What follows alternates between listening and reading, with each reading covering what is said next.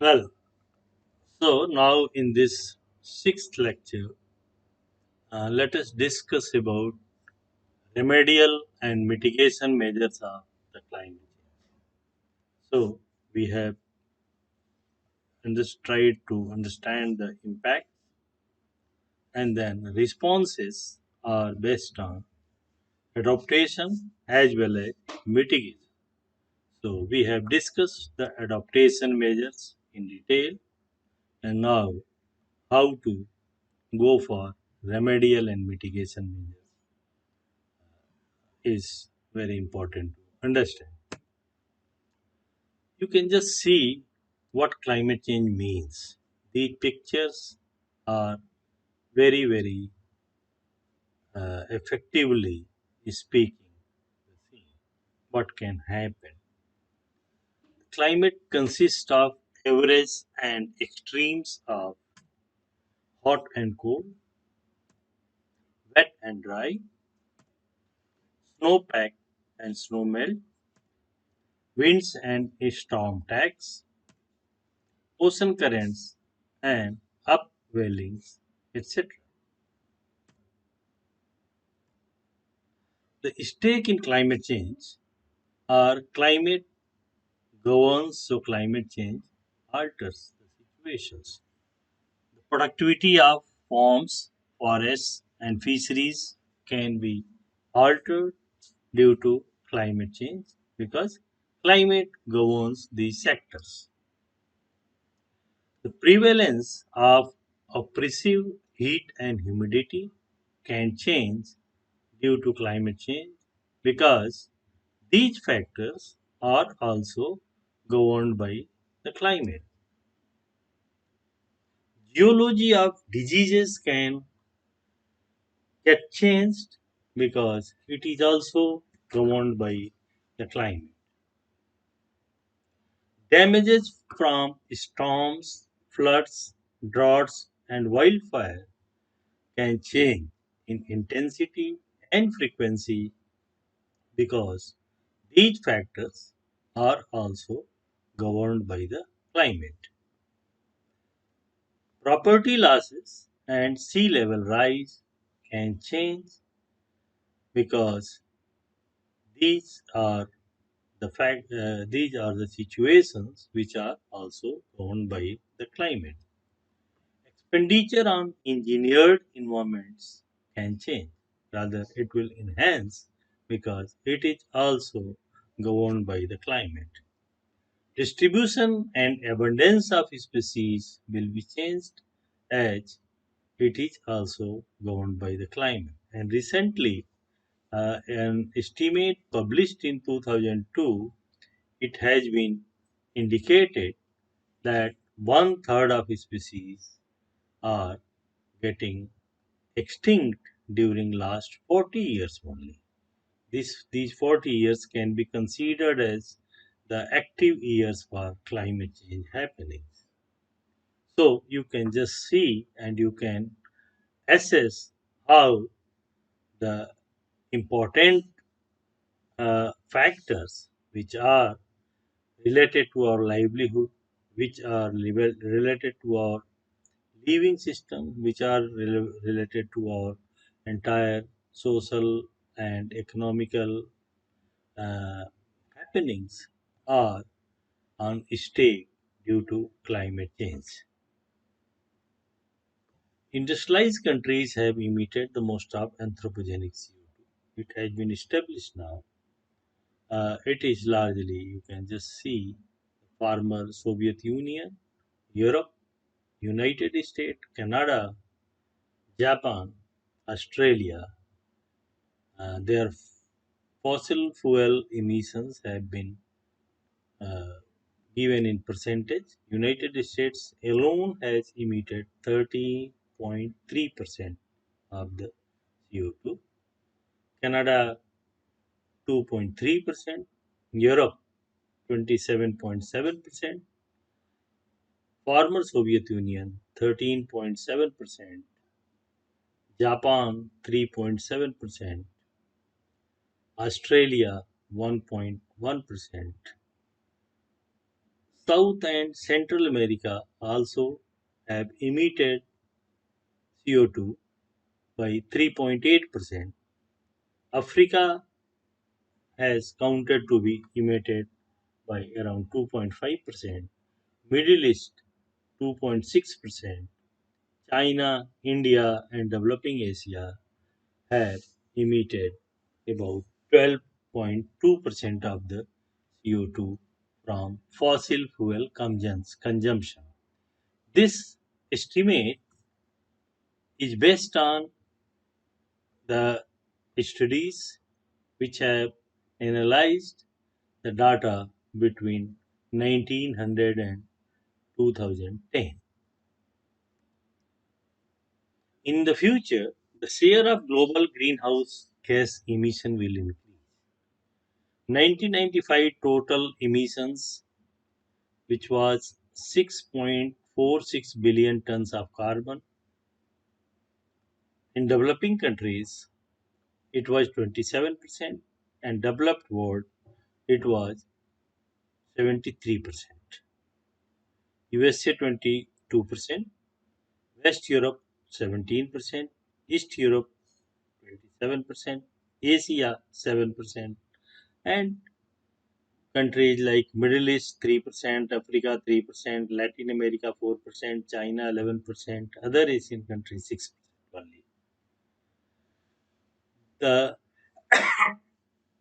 2035 estimates of total uh, emission is 11.71 billion tons of carbon, just double of what was estimated in 1995. This is a very, very alarming situation. Here, just you can see a change in the figures. Developing world is expected to emit 50% of the world um, this greenhouse gases up to 35, which was 27% in 1995. Developed countries are also going to reduce the emissions, but it will come around the same to the developed. That is estimated percentage is 50%. 50% by developing world and 50% by developed world in 2035, according to this estimate by OSTP. Uh, Here you can just see China will expected to emit 17% from 11%, other Asian countries 14% from 6%, Latin America 6% from 4%, Africa 8% from 3%, and Middle East 5% from 3%. So that's why all these developing countries are going to cover around 50% of the emission, which is expected to be already double to that of 1995. Here in Asia, some developed countries which were emitting 7% in 1995 are expected to 4%, East Europe 19%, West Europe 12%, USA 15%. But one thing which is very interesting, whatever data in share you are you are having on the screen, it just it what it means that the emission in developing countries are increasing very high, but it does not mean that emissions in developed countries are getting lower. This percentage is over 11.71 million tons of carbon, not 6.46 billion tons of carbon, which was in 1995. So, the 15% emission by USA, estimated emission by USA in 2035 will be something around 30% of what was emitted in 1995, which was 22% of the total emission of that time. So, the total amount of GHG will be higher even in developed world in spite of the percentage of share in this enhanced level of carbon dioxide emission, or to say greenhouse gas emission in total, uh, it will be like that. So basically, the we can say that greenhouse gas emission will be increasing very rapidly in developing world and comparatively less rapidly in the developed world in coming 2 3 decades. So when we say mitigation means, we have already discussed what is difference between adaptation and mitigation. Adaptation is just to carry on the functions, work, life within the situations which are not suitable due to climate change or global warming, short-term adaptation and long-term adaptation, reducing the damage, reducing the negative impact is adaptation. But mitigation is just to remediate it. It is a kind of permanent remedial measures. So the climate change impacts will be minimized by both adaptation as well as by the mitigations. Both are going to reduce the impact if they will be managed very properly.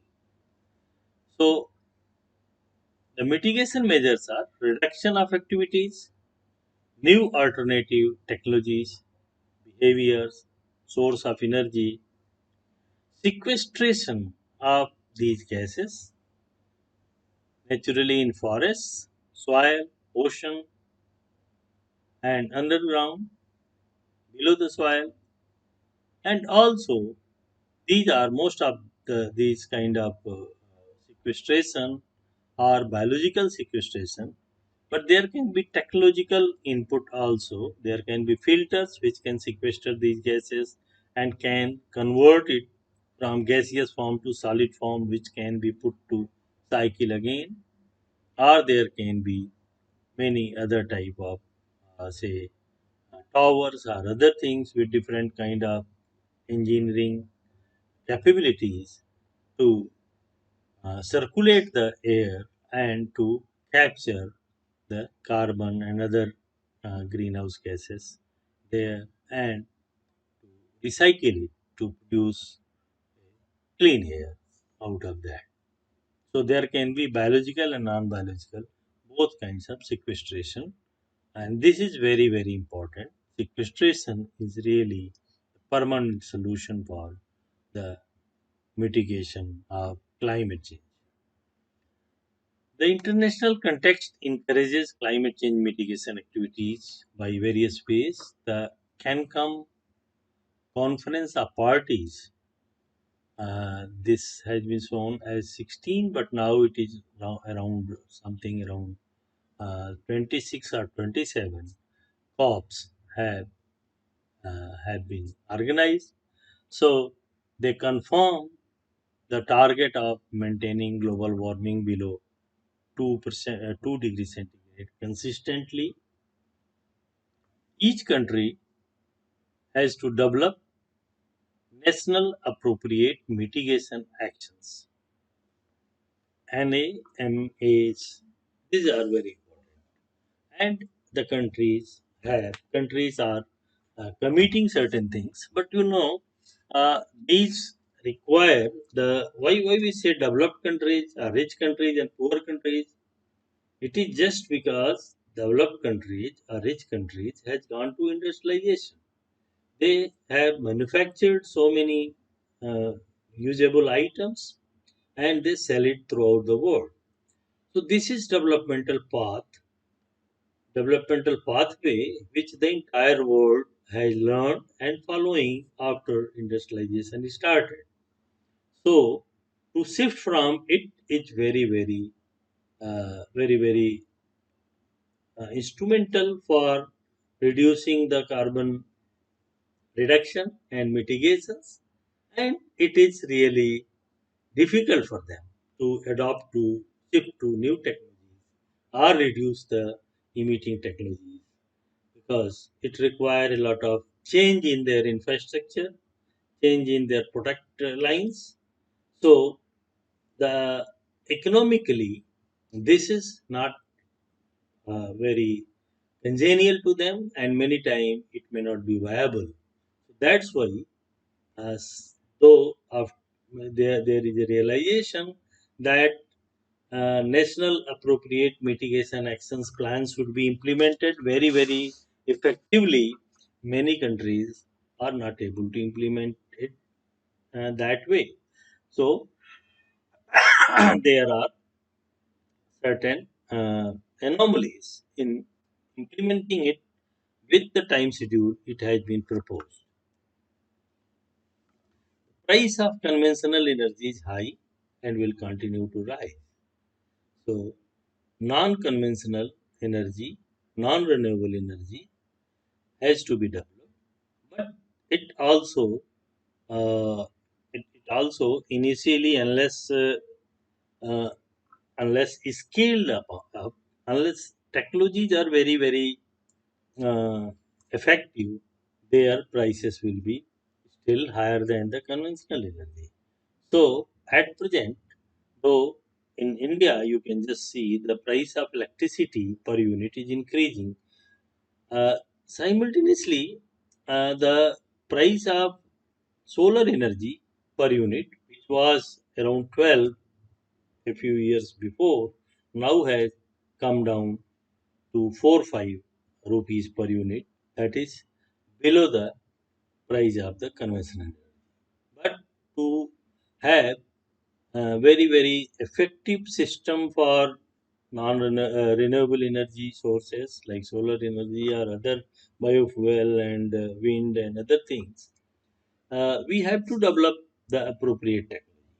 In case of solar energy, there are issues in solar capture efficiency by solar cells, but more so, the issues are challenging regarding storage of the extra energy which is getting is getting produced during the daytime during bright sunlight. So the machines, the tools, the systems for storage are not so efficient. We have to learn, we have to go for novel research, novel technologies where storage can be done, and overall the reduction of these non-conventional, or you can say renewable energy sources are possible, but that required to be taken seriously on governance level, technology level, execution level, distribution level, and commercial level uh, too. Role of deforestation understood and accepted, but then afforestation require land. A lot of issues are there. Climate change also impact forest ecosystems, especially mountainous ecosystem, which bear a lot of forest, is more vulnerable to the climate change, global warming aspects. So the role of deforestation is known. Problems related to deforestation are known, but for afforestation, for reforestation, we shall require a lot of new science, new technologies, land, funds, and a non-corrupt machinery or public participation at large. Government is trying to enhance the forest cover, because all the government systems at central level and state level has a good funds and good infrastructure for that.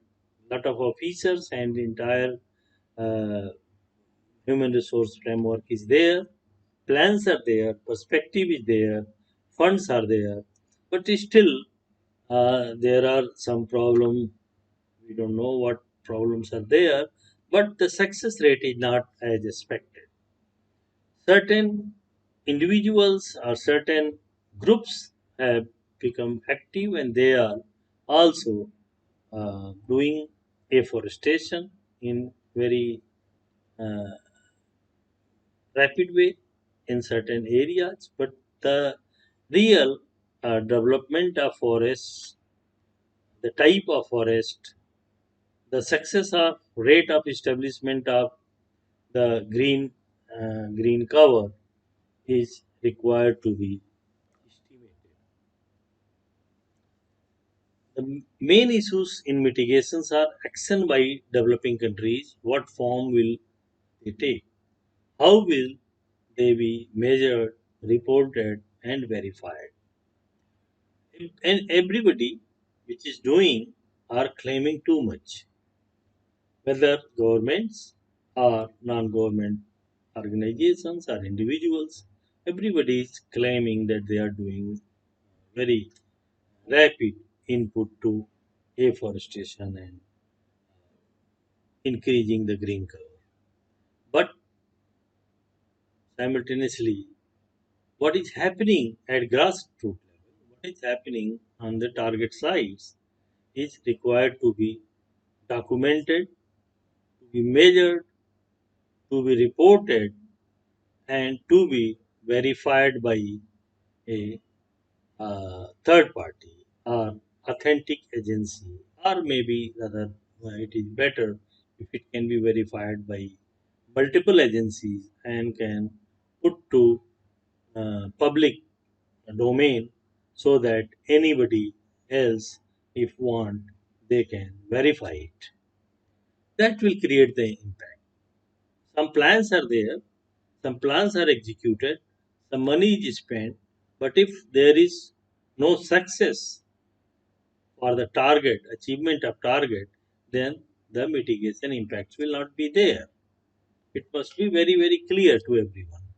So, this documentation, measurement, and then verification at real sites are very important. How to match mitigation actions by developing countries with support from developed countries. This is also a issue. Kyoto protocols talks about measures for this, that carbon credit, carbon sequestration, carbon credit can be measured, and the countries which are having more carbon credit can be compensated in terms of finances, in terms of projects, green projects, by the countries which are having less carbon credit. So it is largely in context of developing countries which are expected to have less carbon credit, especially countries with less areas, or climate which is not very adequate for green cover, but they are having a lot of industries and giving a lot of emissions to the world. They can pay a share of their benefit to those countries which are not entering that much into industrialization and that much emissions, and they are creating a lot of sink for carbon sequestration, which can be measured and can be converted into carbon credits, and that be can be negotiated for payments by those countries. So this kind of management for which is considered as carbon trading has been initiated through the Kyoto Protocol, and it is basically uh, just to address this aspect that developing countries and developed countries both can have a motivation to go for uh, creating more and more carbon sequestration sinks. Level of ambition from developed countries is very essential. What they are committing to, there should be a schedule, a deadline, there should be a mechanism for compensation, and there should be certain bodies which can negotiate or which can regulate the kind of deals on the carbon credit. This is very important. Unless this will happen, practically it will be difficult to implement the measures taken on in relation to carbon sequestration just to create this carbon credit and carbon trading process in the Kyoto Protocol. Comparability of efforts and market-based mechanisms will be required for the mitigation because the entire world has get a drive. Means it is driven by the market-based economy. Though we have developed sustainable development goals, but it just cannot just control the uh, entire market-based economy, which have been adopted since many decades. So the negotiation on mitigations are structured now. The mitigation action commitments by developed countries are known as KP and CLA. Developing countries actions are known as NAMAs. Approaches to address emissions from deforestation, this is red plus, are there. It has been integrated. Sectoral approaches has been integrated, and enhancing the cost effectiveness, uh, including role of markets, have been incorporated in the provisions, and impacts of response measures have been incorporated. So, the negotiation on mitigation has been structured comparatively in a better way, and continuous it is required refinement and further go. So, there is measurement, reporting, and verification at is the core of this implementation. This is known as MRV insert. So, whatever actions are taken for mitigation should be measurable, should be repeatable, should be verifiable, and then it should be supported with actions, supported with commitments, and supported with funding supports. So, action by developed countries are they must be structured, and the key issues are level and type of action or commitment, means of implementation, comparability of efforts, compliance system. So all these four levels it has to be taken care. So there should be national schedules, policies and measures at level and type of action or commitment. Economy wide versus sectoral goals should be decided. Base year and gases to be covered. Absolute versus intensity reduction should be there. Then, in means of implementation, accounting for land use change, and forestry is required. Use of market mechanisms and supplementarity limits will be required. And comparability of efforts must be there. And compliance system must be interwoven with MRV, which we discussed before, and then penalties must be imposed. There should be a global system